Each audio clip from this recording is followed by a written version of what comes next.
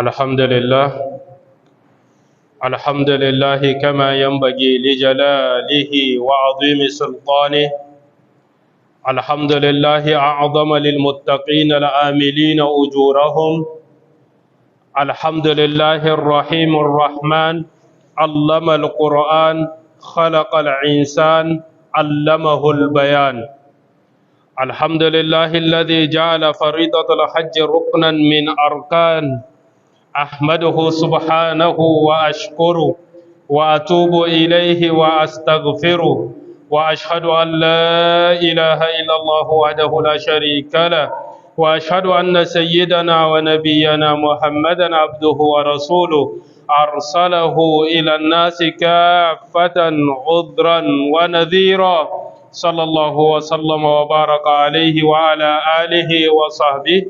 أخلد الله لهم ذكرا وأعظم لهم أجرا والتابعين ومن تبعهم بإحسان إلى يوم الدين. أما بعد، فيا أيها المسلمون عباد الله، ما زلنا في رحاب هذه الأيام المباركة، وإذا كانت هذه الأيام العشر هي أعظم وأفضل الأيام، فإن تاج هذه الأيام هو ذلكم اليوم العظيم من أيام الله، يوم عرفة.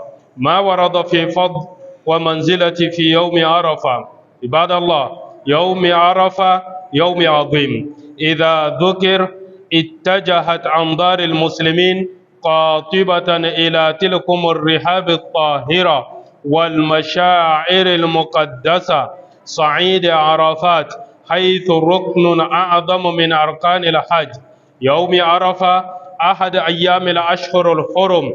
قال الله تعالى: إن عدة الشهور عند الله 12 شهرا في كتاب الله يوم خلق السماوات والأرض منها 4 حرم، والأشهر الحرم هي ذو القعدة وذو الحجة ومحرم ورجب، ويوم عرفة من أيام ذي الحجة. يوم عرفة أحد أيام أشهر الحج. قال الله تعالى: الحج أشهر معلومات، وأشهر الحج هي شوال وذو القعدة وذو الحجة. يوم عرفة أحد الأيام المعلومات التي أثنى الله تعالى عليها في كتابه وأمر بذكره فيها، كما قال تعالى: ليشهدوا منافع لهم ويذكروا اسم الله في أيام معلومات. قال ابن عباس: الأيام المعلومات 10 ذي الحجة. يوم عرفة أحد الأيام العشر التي أقسم الله تعالى بها لبيان أعظم فضلها وعلو قدرها. قال تعالى: وليال عشر. قال ابن عباس: إنها 10 ذي الحجة. وإذا كان الله تعالى قد أقسم بهذه الأيام العشر، قد خص يوم عرفة أيضا بالقسم به، فقال الله تعالى: والسماء ذات البروج واليوم الموعود وشاهد ومشهود. قال أبو هريرة رضي الله عنه في هذه الآية: الشاهد يوم الجمعة، والمشهود يوم عرفة، والموعود يوم القيامة. هذا يوم الذي وقف فيه النبي صلى الله عليه وسلم وخطب خطبة عصماء: إن دماءكم وأموالكم حرام عليكم كحرمة يومكم هذا في شهركم هذا في بلدكم هذا. ألا كل شيء من أمر الجاهلية تحت قدمي موضوع، ودماء الجاهلية موضوع. الحديث. هذا اليوم الذي يعتق الله تعالى فيه من النار. قال النبي صلى الله عليه وسلم: ما من يوم أكثر من أن يعتق الله فيه عبدا من النار من يوم العرفة. عباد الله، الأعمال المستحبة في هذا اليوم الصيام، فقد جاء الفضل في يوم صيام هذا ضمن جملة الأيام 9 من ذي الحجة التي صامها النبي صلى الله عليه وسلم وحث على صيامها.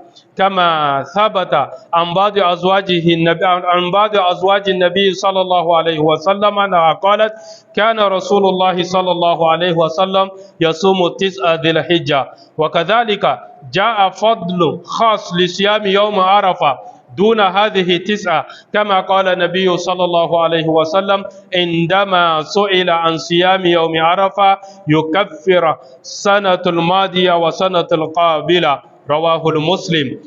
الأعمال فيها الدعاء والإكثار من قول لا إله إلا الله وحده لا شريك له، له الملك وله الحمد وهو على كل شيء قدير، للحديث خير ما قلت أنا والنبيون من قبل لا إله إلا الله وحده لا شريك له، له الملك وله الحمد وهو على كل شيء قدير. نفعني الله وإياكم بما سمعتم والحمد لله رب العالمين.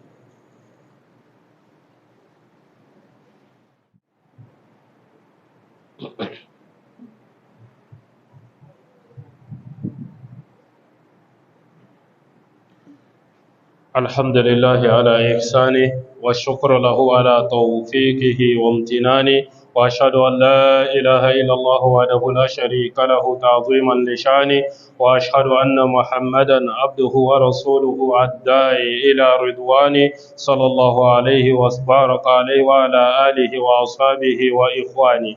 Amma ba'd, louange à Allah qui a béni qui il veut. Je le remercie pour ses grandes bénédictions et ses bienfaits, et je témoigne qu'il n'y a pas de divinité digne d'adoration sauf Allah seul sans partenaire, le souverain, le très saint. Et je témoigne que notre maître et prophète Mohammed sallallahu alayhi wa sallam est le serviteur d'Allah et son messager, le sceau des prophètes et le maître de tous les humains. Ô musulmans, serviteurs d'Allah, aujourd'hui, notre sermon a pour titre la Arafat, la couronne des jours bénis. Nous sommes toujours dans ces jours bénis. Et si ces 10 jours sont les plus grands et les meilleurs, alors la couronne de ces jours est ce grand jour parmi les jours d'Allah subhanahu wa ta'ala qui est la journée d'Arafat. Fidèles musulmans, ce qui a été mentionné à propos de la vertu et du statut du jour d'Arafat, le jour d'Arafat est un grand jour. Lorsqu'on le mentionne, l'attention de tous les musulmans se tourne vers ces étendues pures et ces lieux sacrés de la Mecque. Le stationnement d'Arafat, c'est le plus grand pilier du Hajj. Comme l'a dit le prophète sallallahu alayhi wa sallam dans un hadith authentique lorsqu'il nous dit Al-Hajju Arafat. Le Hajj, pèlerinage, c'est Arafat. Hadith rapporté par Ahmed. Le jour d'Arafat fait partie de l'un des jours des mois sacrés. Allah subhanahu wa ta'ala nous dit Inna iddata shuhuri inda Allah ithna ashara shahran fi kitabillah yawma khalaqa as-samawati wal ard minha arba'atun hurum. Le nombre de mois auprès d'Allah est de 12. Dans la prescription d'Allah, le jour où il créa les cieux et la terre, 4 d'entre eux sont sacrés, telle est la religion droite. Durant ces mois, ne faites pas du tort à vous-même. Surat At-Tawbah, verset 36. Et les mois sacrés sont Zulqa'ada, Zulhijja, Muharram et Rajab. Et le jour d'Arafat fait partie de l'un de ces jours parmi le mois de Zulhijja dans lequel nous sommes. Le jour d'Arafat est l'un des jours du mois du Hajj. Allah subhanahu wa ta'ala nous dit Al-Hajju ashhurun ma'lumat. Oui, le pèlerinage a lieu dans des mois connus. Surat Al-Baqarah, verset 197. Les mois du Hajj sont Shawwal, Dhul Qa'da et Dhul Hijja. Et naturellement, ce jour d'Arafat fait partie de ces jours connus. Le jour d'Arafat, fidèles musulmans, est l'un des jours importants qu'Allah subhanahu wa ta'ala a loué dans son livre et a ordonné qu'il y soit mentionné, comme il le dit, لِيَشْهَدُوا مَنَافِعَ لَهُمْ وَيَذْكُرُوا اسْمَ اللَّهِ فِي أَيَّامٍ مَعْلُومَاتٍ, pour participer aux avantages qui leur ont été accordés et pour invoquer le nom d'Allah au jour fixé. Surat al-Hajj, verset 28. Ibn Abbas, radiyallahu anhuma, dit Al-Ayyamul Ma'lumat Ashr Dhil Hijjah. Il dit ces jours fixés sont les 10 jours de Dhul Hijjah. Le jour d'Arafat est l'un des 10 jours par lesquels Allah subhanahu wa ta'ala a juré, démontrer la grandeur de sa vertu et la hauteur de sa destinée lorsqu'il nous dit dans Surat al-Fajr, verset 2, وَلَيَالٍ عَشْرٍ, et pas les 10 nuits. Ibn Abbas et d'autres disent إِنَّهَا عَشْرُ ذِي الْحِجَّةِ. Il dit Ibn Abbas, Ibn Zubayr, Mujahid, Ibn Kathir, ainsi que d'autres ulémas de tafsir du Coran affirment qu'il s'agit dans ce verset de la première décade de Dhul Hijjah dont figure le jour d'Arafat. Si Allah subhanahu wa ta'ala a juré par ces 10 jours, comme nous venons de l'entendre, il a aussi juré spécifiquement par le jour d'Arafat lorsqu'il nous dit وَالسَّمَاءِ ذَاتِ الْبُرُوجِ وَالْيَوْمِ الْمَوْعُودِ وَشَاهِدٍ وَمَشْهُودٍ, par le ciel aux constellations et par le jour promis et par le témoin et ceux dont on témoigne. Surat Al-Buruj, versets 1 à 3. D'après Abu Huraira, radiyallahu anhu, le messager d'Allah sallallahu alayhi wa sallam a dit à propos de ce verset que le jour promis est le jour de la résurrection. Ce dont il témoigne est le jour de Arafat et le témoin est le jour de vendredi. Hadith rapporté par Tirmizi. Le jour d'Arafat a été nommé ainsi car c'est un jour auquel les gens assistent et durant lequel il se regroupent. Le jour d'Arafat, fidèles musulmans, est l'un des 10 jours préférés pour les actes aux autres jours de l'année. Le prophète sallallahu alayhi wa sallam a dit Ma min ayyamin al-amalu salihu fihin ahabbu ila Allah min hadhihi al-ayyam al-ashr. فقالوا يا رسول الله ولا الجهاد في سبيل الله فقال ولا الجهاد في سبيل الله إلا رجل خرج بنفسه وماله فلم يرجع من ذلك بشيء.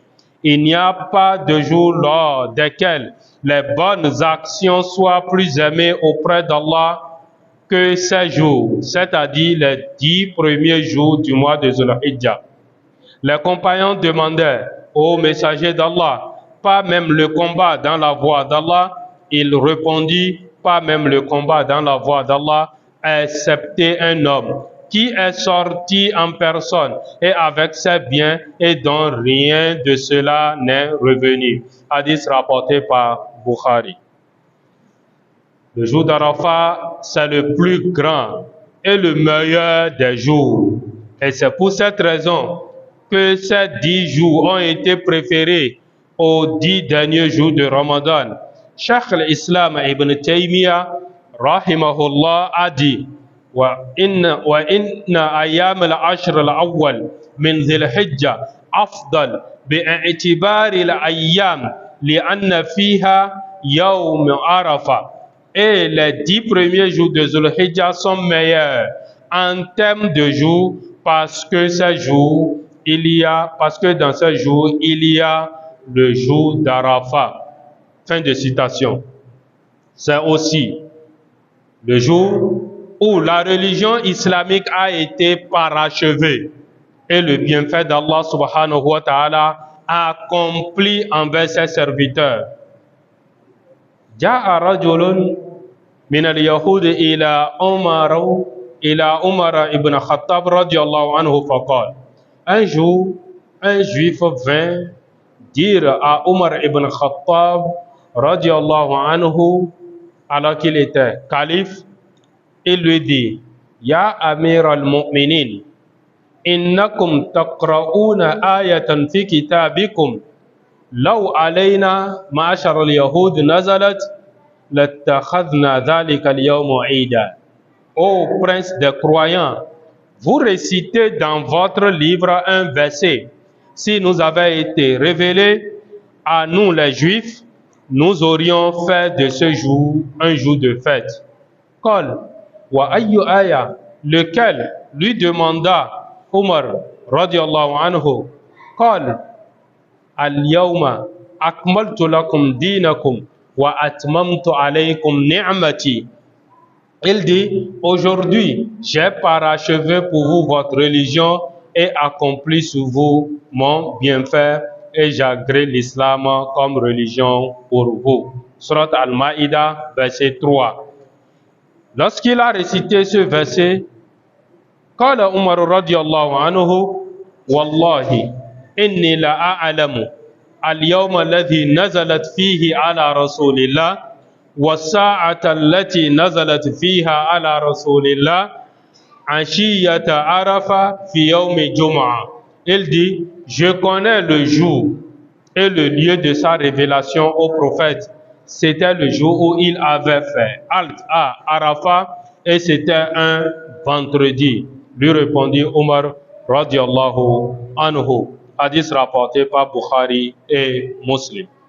Le jour d'Arafat, c'est le jour où le prophète sallallahu alayhi wa sallam s'est levé et a prononcé son serment éloquent lorsqu'il dit: inna dima'akum wa amwalakum haramun alaykum ka hurmati yawmikum hadha fi shahrikum hadha fi baladikum hadha ala kullu shay'in min amri al-jahiliya tahta qadamay mawdu wa dima'u al-jahiliyati mawdu. Certes, votre sang, vos biens et votre honneur vous sont interdits, au même titre que votre jour-ci est sacré, en votre pays-ci, en votre mois-ci. Sachez que toute chose de l'ère païenne est révolue et je la mets sous mes pieds. Le sang versé durant la Jahiliya est révolu. Hadith rapporté par Muslim.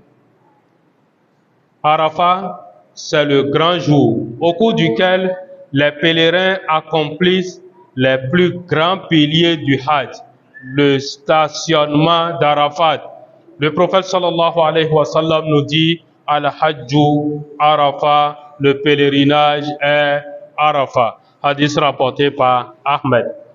Le jour d'Arafat, c'est le jour où Allah subhanahu wa ta'ala se vante les mérites des pèlerins rassemblés à Arafat parmi les anges. Le prophète sallallahu alayhi wa sallam nous dit: Inna Allah yubahi bi ahli Arafat ahla sama fayaqulu lahum unzuru ila ibadi ja'u shu'than gubra. Certes, l'après-midi du jour de Arafat, Allah subhanahu wa ta'ala vante auprès des anges les mérites des pèlerins rassemblés à Arafat et leur dit: regardez mes serviteurs, ils sont venus vers moi ébouriffés et couverts de poussière. Hadith rapporté par Ibn Khuzaymah. Le jour d'Arafat est le jour où les péchés sont pardonnés, où les serviteurs d'Allah sont affranchis du feu. Le prophète sallallahu alayhi wa sallam nous dit: Ma min yawmin akthara min an yu'tika Allahu fihi abdan minan nar min yawmin Arafah. Il n'y a pas de jour où Allah subhanahu wa ta'ala a franchi autant ses créatures du feu de l'enfer que le jour de Arafat. Hadith rapporté par Muslim. L'imam Ibn Rajab rahimahullah a dit: durant le jour de Arafat, Allah subhanahu wa ta'ala a franchi du feu ceux qui ont stationné à Arafat et également ceux qui n'y ont pas stationné. et se trouve dans les différentes régions parmi les musulmans. Et c'est pour cela que le jour qui suit le jour de Arafat est un jour de l'Aïd pour tous les musulmans dans toutes les régions. Fin de citation. Le jour d'Arafat, fidèles musulmans, est le jour où Satan est rendu petit et vaincu. Dans le hadith du prophète sallallahu alayhi wa sallam qui nous dit Ma ru'iya iblisu yawman huwa fihi asghar wala ahqar wala adhan min yawmi arafa wa dhalika lima yara min tanzil ar-rahma wal afu 'ani adh-dhunub illa ma ra'a yawm al-badr. Le shaitan n'est pas vu plus petit, plus bas, plus furieux qu'au jour de Arafat, et ce, car la miséricorde descend ce jour-là et les graves péchés sont pardonnés. Fidèles musulmans, ce qui est recommandé en ce jour d'Arafat, premièrement, le jeûne. Le mérite du jeûne de ce jour s'inscrit dans l'ensemble des 9 jours de Zulhijjah que le prophète sallallahu alayhi wa sallam a jeûné et encouragé de jeûner. Comme l'a dit quelques-unes de ses femmes, Kana Rasulullah sallallahu alayhi wa sallam yasumu tis'a dhil hijja. Le messager d'Allah sallallahu alayhi wa sallam jeûnait les 9 premiers jours du mois de Zulhijjah. Hadith rapporté par Abu Daoud et An-Nasa'i. Il existe également une vertu particulière à jeûner le jour d'Arafat en dehors de ces 9 jours. Comme l'a dit le prophète sallallahu alayhi wa sallam lorsqu'on lui a posé la question sur le jeûne du jour d'Arafat, il dit Siyamu yawmi Arafat ahtasibu ala Allah an yukaffira sanata allati qabla wa sanata allati ba'da. J'espère la récompense d'Allah que ce jeûne, c'est-à-dire le jeûne du jour d'Arafat, efface tes péchés de l'année écoulée et ceux de l'année à venir. Hadith rapporté par Muslim. Ce jeûne est recommandé pour ceux qui ne font pas le pèlerinage. Quant aux pèlerins, il ne leur est pas recommandé de jeûner le jour d'Arafat, car le prophète sallallahu alayhi wa sallam n'a pas jeûné ce jour-là et il a même été rapporté qu'il a interdit de jeûner à Arafat le jour de Arafat. Deuxièmement, la supplication à dua. La supplication, le dua le jour d'Arafat est d'une grande importance. Dans le hadith du prophète sallallahu alayhi wa sallam qu'il nous dit khayru du'a'i du'a'u yawmi Arafat wa khayru ma qultu ana wa nabiyyuna min qabli la ilaha illa Allah wahdahu la sharika la lahul mulk wa lahul hamd wa huwa ala kulli shay'in qadir. Rawahu Tirmidhi. La meilleure des invocations est celle du jour de Arafat. La meilleure des paroles que j'ai prononcées, ainsi que les prophètes qui m'ont précédé, est La ilaha illallah wahdahu la sharika la lahul mulk wa lahul hamd wa huwa ala kulli shay'in qadir. Hadith rapporté par Tirmidhi. Le croyant devrait multiplier ses invocations en ce grand jour. Troisièmement, multiplier le dhikr, le rappel.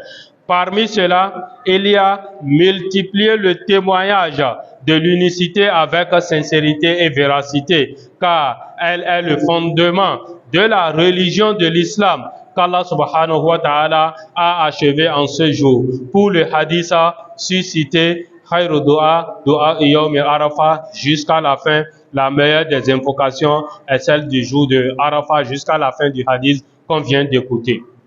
Quatrièmement, multiplier la glorification d'Allah. Allahu Akbar, la ilaha illallah, wallahu Akbar, walillahil hamd. Cinquièmement, mettre en place un programme d'une journée complète, rempli de différents types d'obéissance. Prier la nuit, même s'il s'agit de 2 rakats, demander pardon à l'aube, puis la prière de l'aube en jama'a, prier en jama'a la prière de l'aube, puis après cette prière-là, s'asseoir du fajr jusqu'au lever du soleil pour pouvoir gagner la récompense d'un hajj et d'une umrah complet. Ensuite, la prière de duha, faites la prière de duha ce jour-là, multipliez les duha tout au long de la journée de ce grand jour. Un autre programme pour les personnes de haute détermination, des millions de takbir. Faites beaucoup de takbir. Allahu Akbar, la ilaha illallah, Allahu Akbar, walillahi alhamd.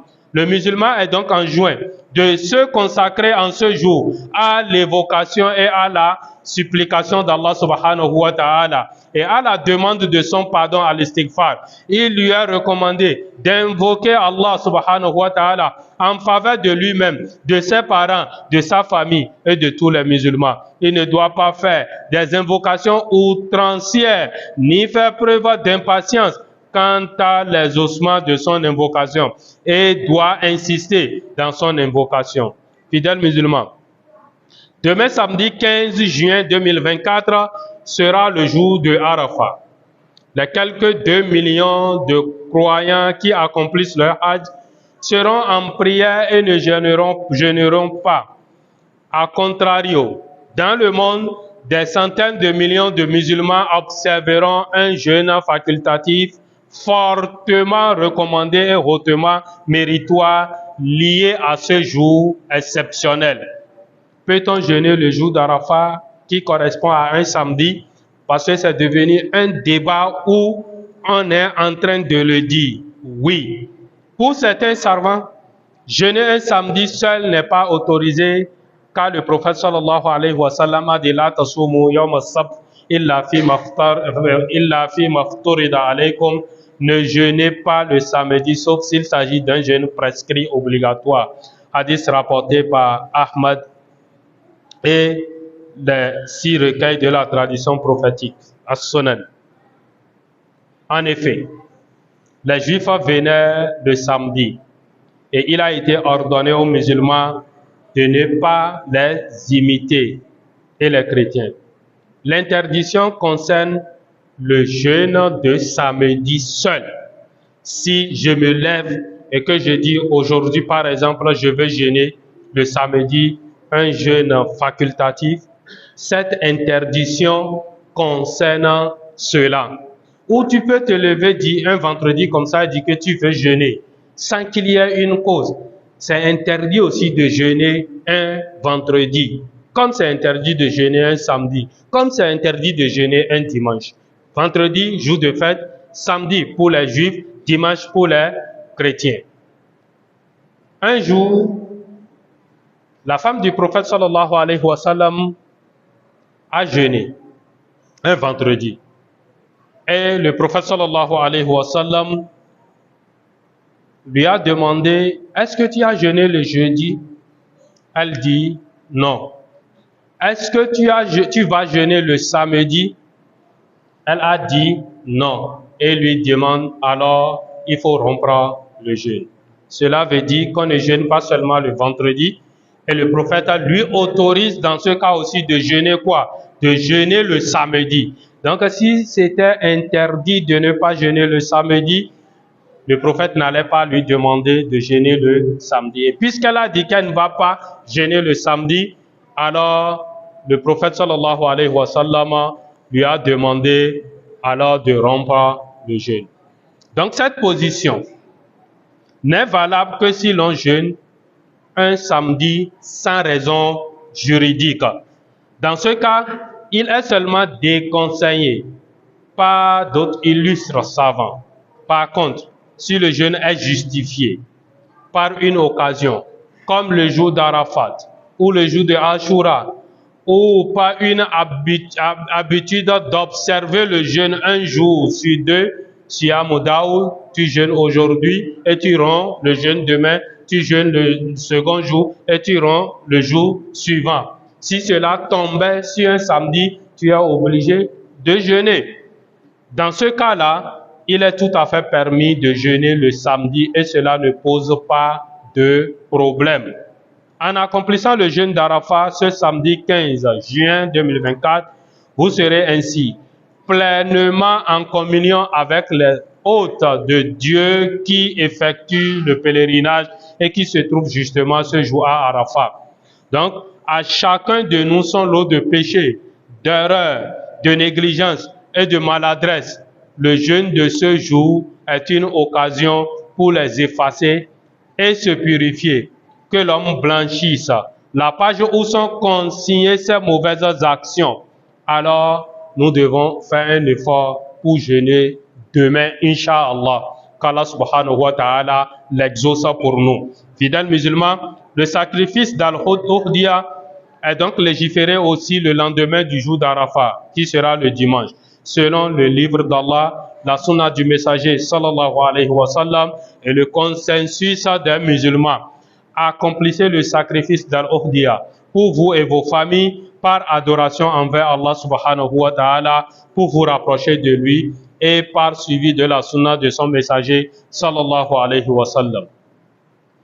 Musulmans et musulmanes, le sacrifice d'Al-Udhiyah n'est valable qu'avec les bêtes suivantes: le chameau, les bovins, les ovins, moutons et caprins, conformément à la parole du Très-Haut. وَلِكُلِّ أُمَّةٍ جَعَلْنَا مَنْسَكًا لِيَذْكُرُوا اسْمَ اللَّهِ عَلَى مَا رَزَقَهُم مِّن بَهِيمَةِ الْأَنْعَامِ. À chaque communauté, nous avons assigné un rite sacrificiel afin qu'ils prononcent le nom d'Allah sur la bête de cheptel qu'il leur a attribuée. Sourate 22, verset 34. Et sachez que le fait d'accomplir le sacrifice d'Al-Udhiyah est meilleur que de donner sa valeur en aumône, car c'est une pratique cultuelle légiférée par Allah subhanahu wa ta'ala. Le but n'est pas d'avoir de la viande à manger et à distribuer, mais le but le plus important dans cet acte, c'est ce qu'elle implique comme glorification d'Allah subhanahu wa ta'ala en égorgeant pour lui et en citant son nom en égorgeant. Musulmans et musulmanes, n'égorgez pas votre sacrifice d'Al-Udhiyah qu'après la fin de la prière de l'Aïd et du sermon, comme le faisait le prophète sallallahu alayhi wa sallam, car certes, cela est meilleur et plus parfait. D'ailleurs, le sacrifice ne sera pas valide s'il est effectué avant la prière de l'Aïd, conformément à la parole du prophète sallallahu alayhi wa sallam qui nous dit: Man dhabaha qabla salah fa innama huwa lahmu qaddamahu li ahli wa laysa minan nusuki fi shay. Celui qui aura égorgé avant la prière, cela ne sera que de la viande qu'il présentera à sa famille. Cela ne tiendra pas lieu de sacrifice pour Al-Udhiyah. Hadith rapporté par Bukhari et Muslim. ثم اعلموا أن الله أمركم بأمر بدأ فيه بنفسه وثنى بملائكته مسبحة بقدسه وأيها بكم أيها المؤمنون من جنه وإنسه فقال قولا كريما: إن الله وملائكته يصلون على النبي يا أيها الذين آمنوا صلوا عليه وسلموا تسليما. اللهم صل وسلم على نبينا وسيدنا محمد بشير الرحمة والثواب والنذير، السطوة والعقاب، الشافع مشفع يوم الحساب. اللهم ارضى عن جميع الآل والأصحاب وأنا معهم بمنك وكرمك وجودك يا أكرم الوهاب. اللهم أعز الإسلام والمسلمين، اللهم أعز الإسلام والمسلمين وأذل الشرك والمشركين ودمر أعداء الدين يا رب العالمين. اللهم عليك بالقتلة المجرمين الذين سفكوا الدماء وقتلوا الأبرياء وعذبوا الشيوخ والأطفال والنساء. أنزل عليهم بأسك الذي لا يرد عن القوم المجرمين، ببدد جمعهم وفرق شملهم، أذهب قوتهم، خالف كلمتهم. اللهم أرنا فيهم قدرتك، اللهم أرنا فيهم قوتك، اللهم أرنا فيهم عظمتك. زلزلهم يا قوي يا عزيز، زعزمهم يا قادر، دمرهم تدميرا ولا تجعل لهم في الأرض وليا ولا نصيرا. اللهم نجي إخواننا في قبضتهم ونجي إخواننا من ظلمتهم. اللهم من على إخواننا في فلسطين بالنصر والتمكين عاجلا غير آجل يا رب العالمين. اللهم صل وسلم على عبدك ورسولك محمد خاتم النبيين وإمام المتقين وقائد الغر المحجلين. اللهم احشرنا في زمرتي، اللهم أسكلنا في حوضي، اللهم أدخلنا في شفاعتي، اللهم اجعلنا به في جنات النعيم مع الذين أنعمت عليهم من النبيين والصديقين والشهداء والصالحين. اللهم لا تجعل ذنوبنا حائلا بيننا وبين ذلك، وتجاوز عنا واغفر لنا واعف عنا، فأنت إلهنا وملجأنا وملاذنا، لا رب لنا سواك ولا إله لنا غيرك. نسألك اللهم أن تمن علينا بالعفو والغفران، وأن تعبد علينا أمثال هذه الأيام ونحن نتمتع بالأمن والإيمان وسلامة الأديان والأبديان يا رب العالمين. اللهم ما أحببت من خير فحببه إلينا ويسره لنا، وما كرهت من شر فكرهه إلينا وجنبنا إياه، ولا تنزع منا الإسلام بعد إذ أتيته لنا يا أرحم الراحمين. اللهم اهدنا بالهدى وزينا بالتقوى واغفر لنا في الآخرة والأولى. اللهم إنا نسألك من فضلك وعطائك ورزقا طيبا مباركا. اللهم أنت أمرت بدعاء وقضيت على نفسك بالإجابة، وأنت لا يخلف وعدك ولا يكذب وعدك. ربنا آتنا في الدنيا حسنة وفي الآخرة حسنة وقنا عذاب النار. سبحان ربك رب العزة ما يصفون، وسلام على المرسلين، والحمد لله رب العالمين.